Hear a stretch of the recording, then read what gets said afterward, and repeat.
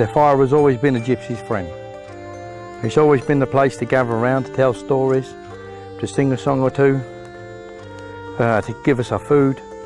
It would keep you warm, it would give you light, and it is a very good friend.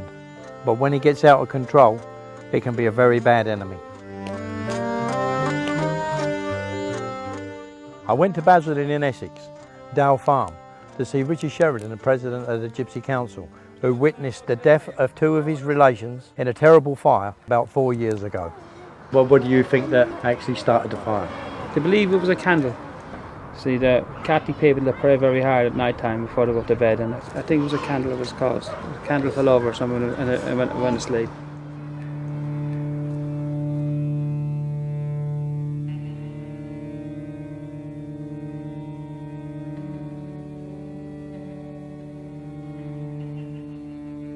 I was the first word I heard everyone screaming. I thought of some of the are going to fight at first. And then I heard them saying that there's a big fire, it's a dangerous fire I heard. So everybody's panicking and running towards the fire.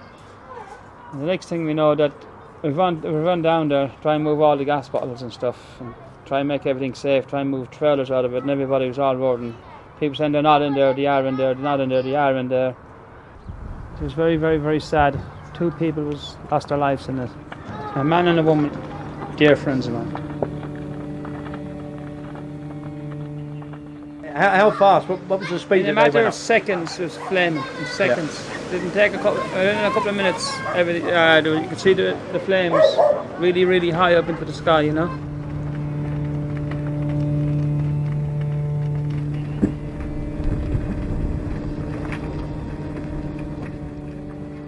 One chalet went on fire. It set a caravan alight next door to it. When that went on fire, it caught scorched another chalet, and then the one at the back of that again, that one also went up on fire also. I know it was 4 years ago, Richie, but how much effect did it have on your community? They're still affected over it, Joe. They'll never get over it, I don't think, to be honest.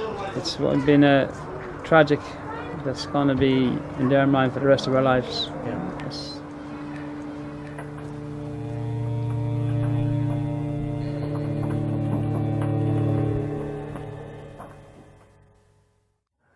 Tim Gibson from the Kent Fire and Rescue Service has come to my trailer to give us a few tips on fire safety. One of the key things for you would be around candles. If you're using them, make sure they're a nice firm base, make sure they're on a tray that's going to catch that wax, make sure they're away from curtains so you're not going to ignite curtains and so on, and before you go to bed, make sure that they're out. And that goes for ashtrays and things like that then, Tim? Yeah, of course it does, John. It doesn't need much thinking about, does it?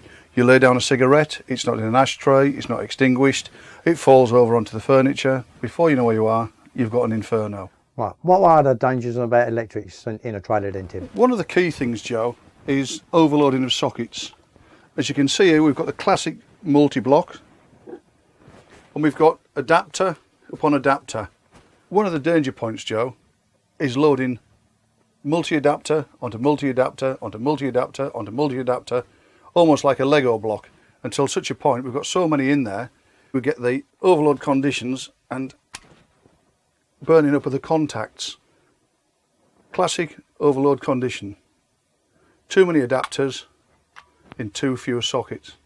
Yeah, electricity, Joe, in trailers, it's a real significant problem for us, because in houses, as you know, we've got ring mains, they're fixed and it's fixed wiring and so on. In trailers, that's not the case, as you're well and truly aware. You've got an odd socket here, an odd socket there.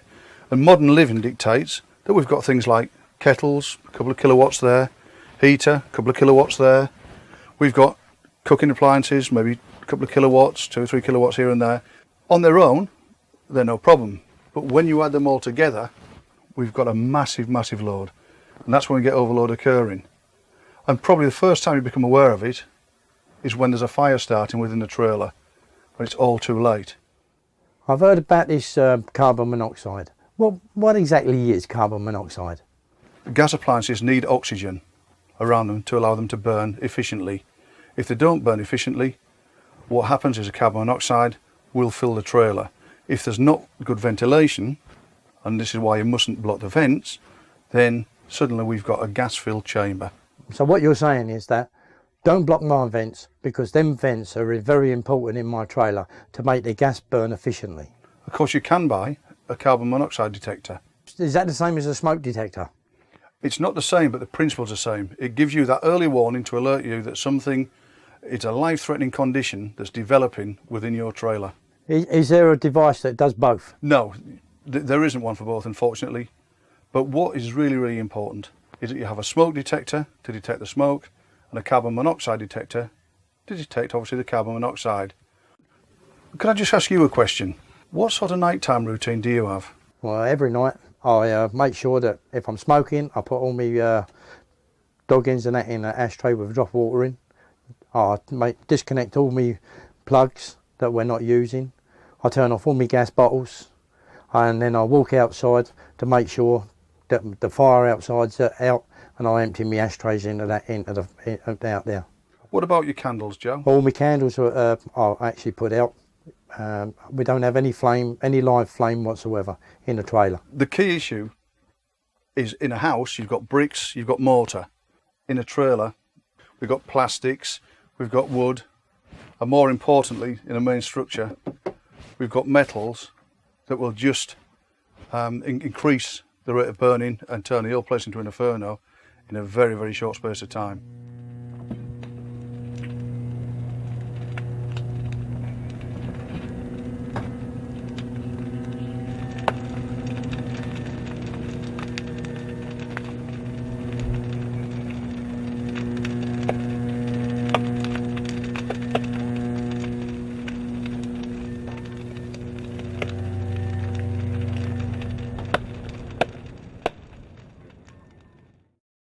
Unfortunately, fires do happen.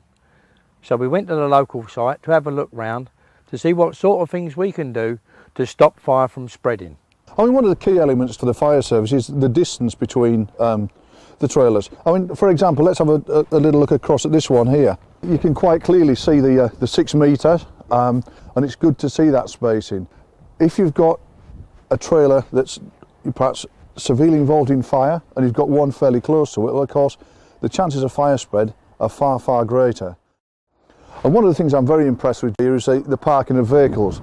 You do get trailers where people park in the vehicles so close to them, and of course, again, potential for fire spread's massive. But here, as we can see, well away from the trailers, that's really what we're looking at.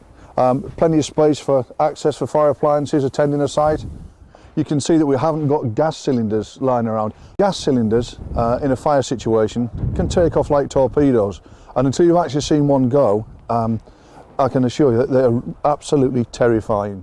You can see the fire extinguisher affixed to the wall in a suitable position. What's your recommendations on fire extinguishers then? Well, we'll go across and have a little look, Joe.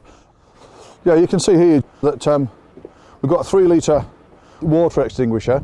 But if you would just remove it from the wall for a second, just to demonstrate that to you, effectively what that pin does, you pull it out, and that allows you to release the mechanism so you can operate the trigger. All the time that pin's in place, you can't operate the trigger. So that's a safety mechanism. If you come along and you find that pin missing, then you know that somebody's used that extinguisher for some reason, and it's unlikely to be effective. Right, can we use this on any type of fire, Tim?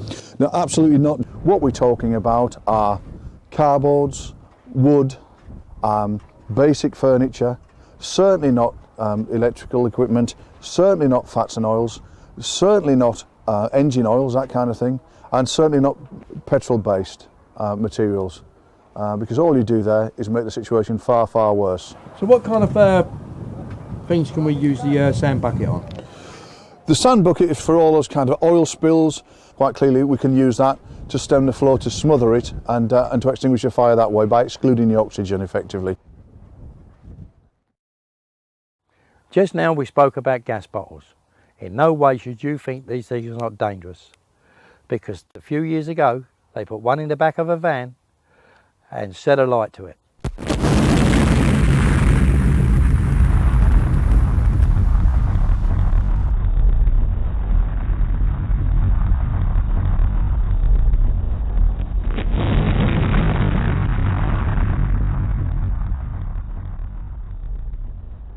And this time the bottle was standing upright.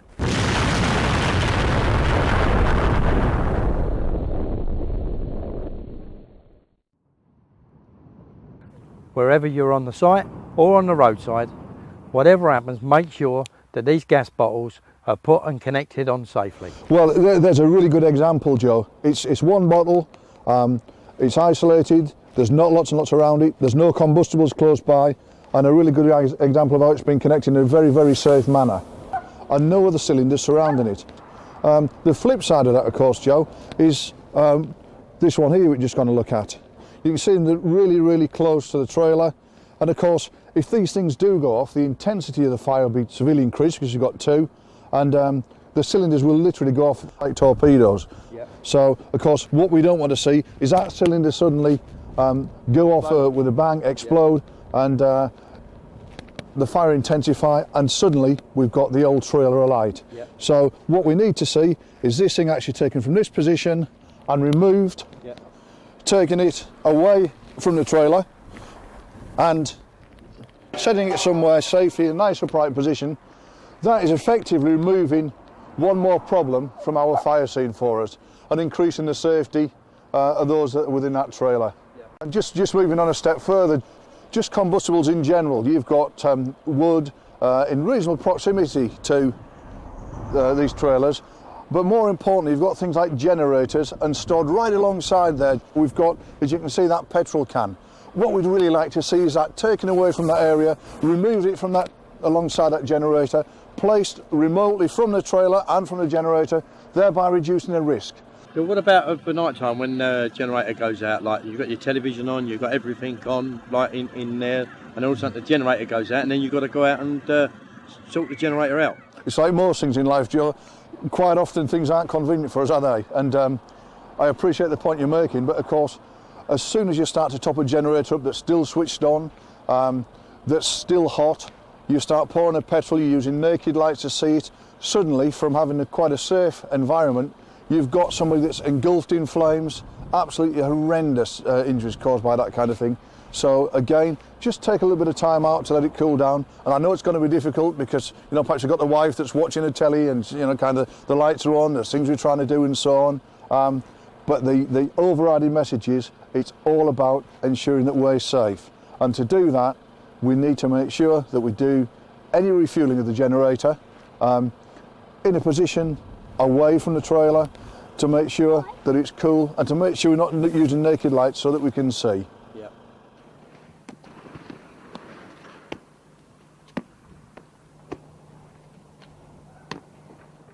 What about the distance between these trailers, Kim? Well, this is a good example, Joe, actually. Looking here, we've got a good 6 metre gap, which is what we want to see, particularly in terms of fire spread. And I know it's not always achievable because you haven't always got that distance, but here we have a really, really good example. Both on the site and on the roadside, Tim was very pleased with the distance between the caravans, because once they go, believe me, with the plastic and everything else, they burn like hell.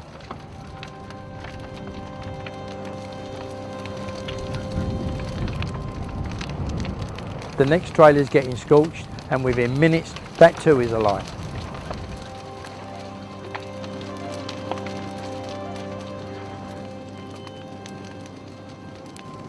Very soon the combined heat from both of these trailers catch the third one alight.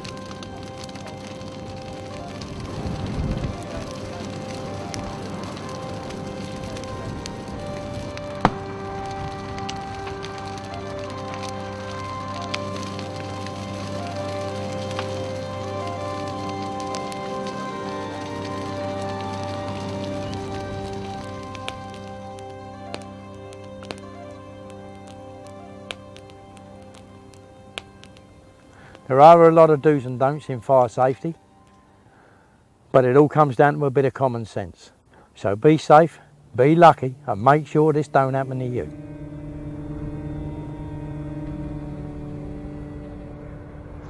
It was really sad night. 2 people lost their lives in it. You know? I hope events like this don't ever happen again.